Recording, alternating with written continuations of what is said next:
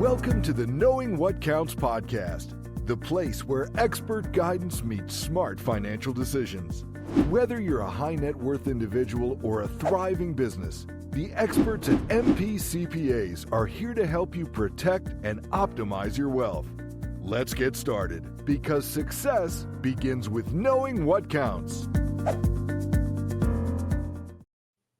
Unlock expert accounting insights tailored for real estate professionals with Property Pioneers, helping you optimize finances and maximize profits. Welcome back, everyone. I'm Sophia Yvette, co-host/producer, here in the studio today with real estate professional Brian Moss, a senior tax associate with MP CPAs. Brian, how's it going? I'm doing pretty good, thank you. How about yourself? I'm doing well. So, Brian, tell us a bit about yourself. Absolutely. So I've been working with MP since the beginning of 2022. I started off as an intern while I was finishing up my undergrad at Western New England University. Then I jumped right in here full time after that.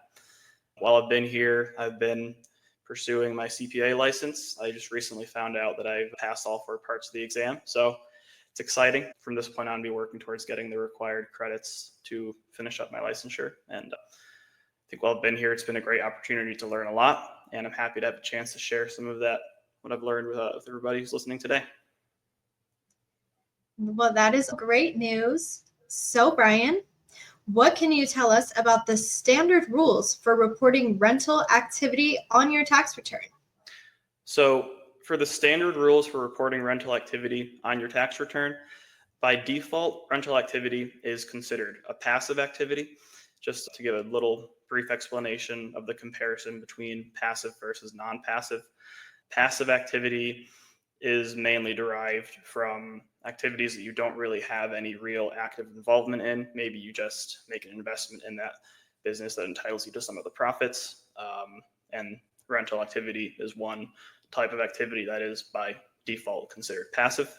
The tax treatment for rental activity and other passive activities is if you have passive losses, you can only deduct those losses on your return to the extent that you have passive income from other sources to offset that. So if you hypothetically would own multiple rentals, you can only deduct your rental losses from one property with the rental income that you have from a different property. Non-passive activity, on the other hand, doesn't really have that same type of limitation where you need non-passive income from other sources to offset it. You're able to deduct non-passive losses a little bit more freely than you can with passive. So, Brian, are there any ways to allow rental activity to be treated as non-passive? Yes, there are some ways to change the tax treatment of your rental activity from passive to non-passive. There are really 2 big parts to the puzzle here. The first one being you need to have what's called material participation in the activity. That is a bit of a higher standard than simply having active participation, which you can achieve by just being involved in some of the management and decision-making types of activities with your rental property.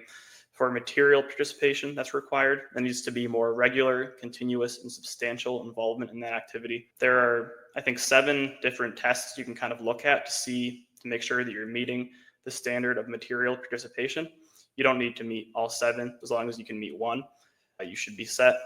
I'm not going to list all 7 right now, but to name a couple that people with rental activity will sometimes try to reach for. If you participate in the activity for more than 500 hours during the year, that's a fairly common one. And another test you could look for is having your participation constitute substantially all participation of all individuals. So essentially, if you're the one doing most or all of the work towards your activity, then that would be a way you could meet that test.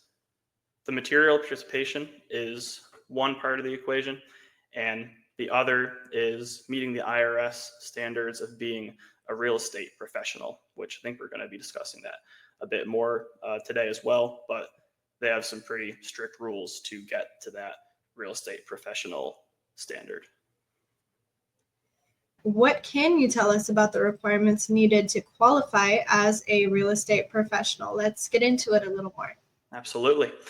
So in order to be qualified as a real estate professional in the eyes of the IRS, there are two tests that you must satisfy. In this case, you have to meet both of them. You can't just pick one. The first test is that more than 50% of your personal services must be in real property business.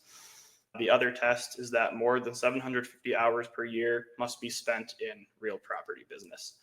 The second test there is typically not quite as challenging for people to meet compared to the first one.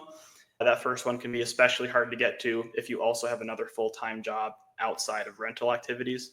If you have a job where you work 40 hours a week that's not related to your rentals, in order to meet that first test, you must also be able to prove that you are putting in over 40 hours a week towards your rental activities to meet that one.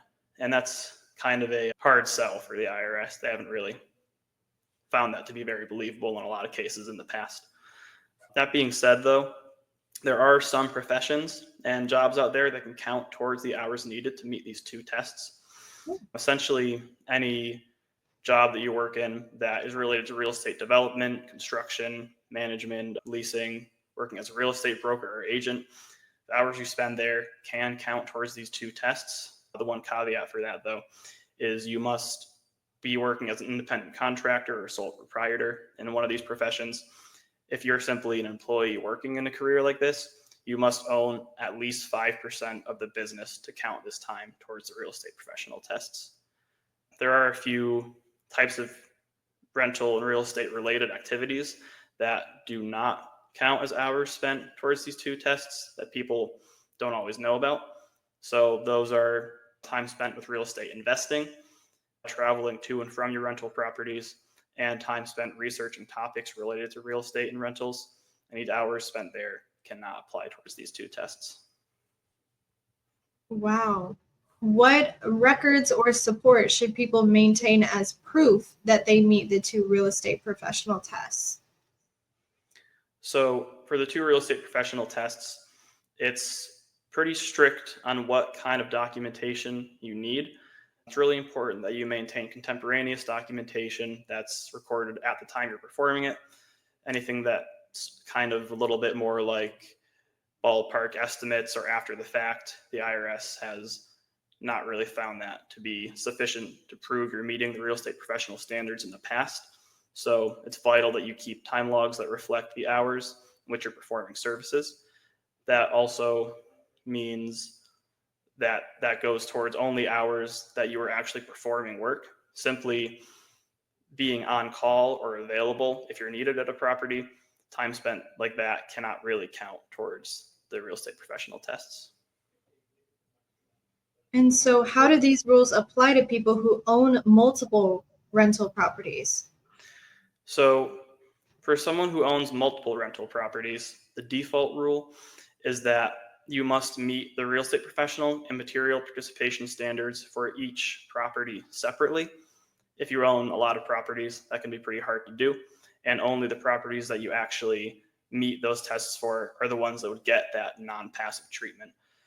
That being said, though, you do have an option to make an election with your tax return to group all of your rental properties together into one single economic unit or one single activity.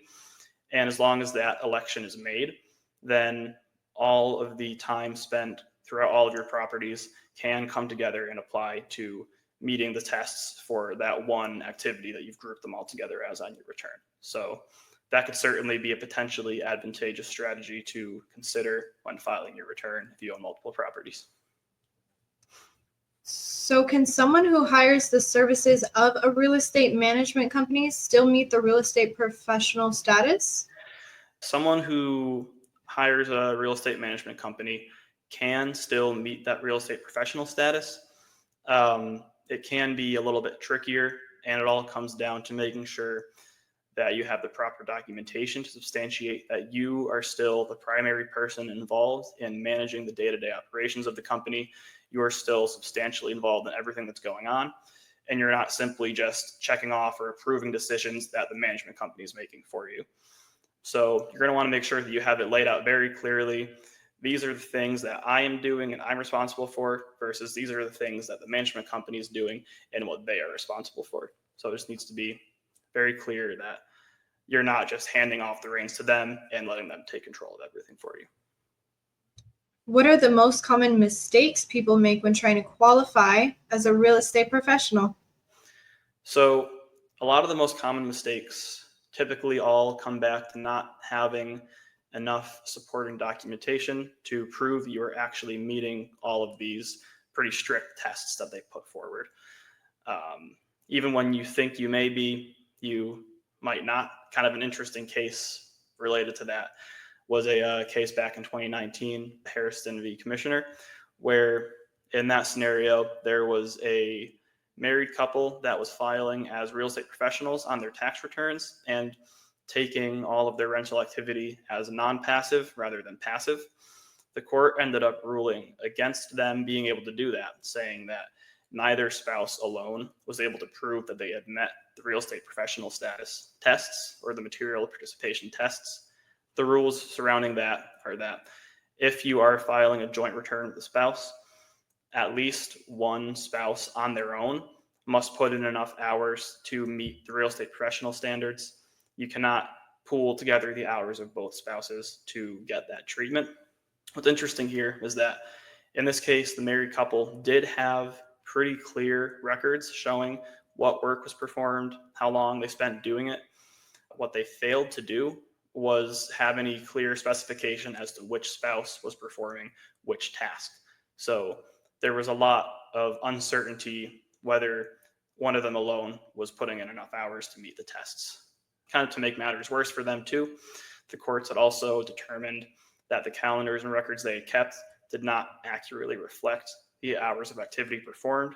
There were a lot of cases where they had recorded a full hour for performing some trivial tasks that don't really take an hour to do, such as spent a full hour just receiving payments or paying a mortgage, stuff that really only takes a couple minutes. They would put a full hour spent doing it.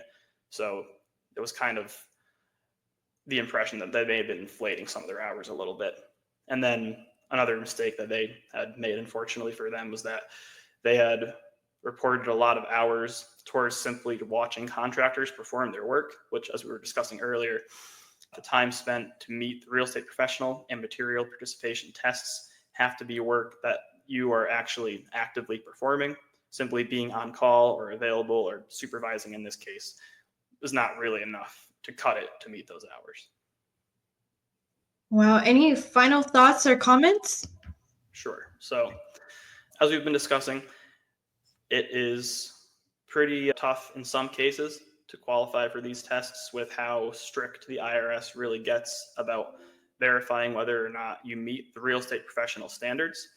In the event that you may not be able to meet these tests, but still want to find a way to treat your rental activity as non-passive, there is another option you could consider, which would be to operate your rental business as a short-term rental. In that case, that essentially just means that the average stay of your tenants is 7 days or less. Although to get non-passive treatment with this method, you would still need to have the material participation element present there. Love it, Brian. We'll catch you on the next episode. Have a fantastic rest of your day. Thank you. You do the same. Thanks for listening to the Knowing What Counts podcast. Ready to optimize your wealth and protect your future? Visit the mpgroupcpa.com or call 413-739-1800 to connect with our team of experts. Remember, success is about knowing what counts.